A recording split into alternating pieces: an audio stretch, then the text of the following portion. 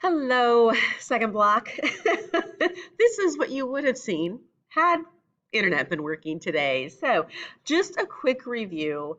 Development is what type of changes over the lifespan, and the keyword there is qualitative. And so, as you're looking at cognitive and physical and social changes, again, think how people transition in qualitative ways.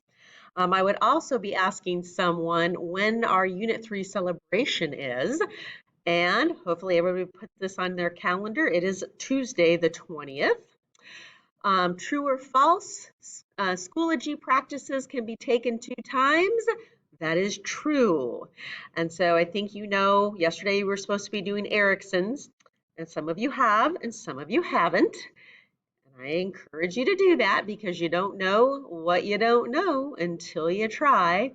And for some odd reason, Schoology, if you don't get it 100% correct, they give you a 0. So I've gone in, I've updated it. You can take it again. You can see what ones you missed. So I really encourage you to do that. Which theorist has 3 levels but 6 stages? That would be Lawrence Kohlberg. And that was a cognitive theory. And then of the social theories, what's the name of Erickson's third stage? And you would have told me initiative versus guilt. And this was the one that those of you who did do the practice on Schoology with Erickson, and I said, okay, which ones do you have questions about? And stages 2 and 3 usually are the ones that have, caused the most questions. So because they are similar. So stage 2, autonomy versus doubt, that's about taking care of yourself, your autonomy, your body, your anatomy, if you will. So feeding myself, dressing myself, going to the bathroom by myself. And then as we go into stage 3, the initiative part, now I'm starting to kind of control my environment. And so I'm picking out what I would wear, or maybe I'm picking what I would eat. And so just a little more information that way. Um, oh, I don't know why these flew in together, but okay, so who's the father of adolescence who talked about storm and stress? That would be G. Stanley Hall. And a really good example of qualitative changes, how qualitatively, physically, we're in adult bodies, but maybe cognitively or emotionally, we're still younger. And so, we have some stress there. And then true or false, teens are too young to know what real love or stress is. And that, of course, is false. Yes, your ideas might change, but you do whatever it is for you, that is real. Okay. All right, so today I probably have typos on this because it's a very stressful day, but we're talking about transitioning from adolescence to adulthood.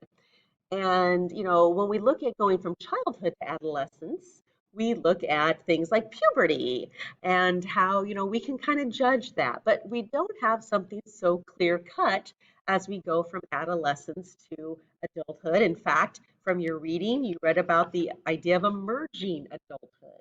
This is a whole other transition time. And so just a couple things on page 11, make sure that you are getting these specifics from the reading. But there were, I definitely want to point out the idea of the social clock. What does society tell me I should be doing and when I should be doing it? So, what if I don't find a mate by age 30? Or what if I don't have kids by age 40? How am I going to be judged? The perspective that this would match with back from Unit 1 would be sociocultural. Okay. And then, a couple bullets down under life events, you have this in italics about marital satisfaction. And so hopefully when you get married, you're pretty satisfied. But as time goes on, satisfaction tends to dip because basically you have less time to spend with your significant other. If you have children, you're spending more time with the kids. If those kids happen to be teenagers, you're changing your relationship with your child. And again, that leaves less time for your significant other. You might be caring for aging parents. You might be what's called the sandwich generation because I'm sandwich taking care of 2 other age groups. And again, that's a lot of stress. That's a lot of stress on a relationship.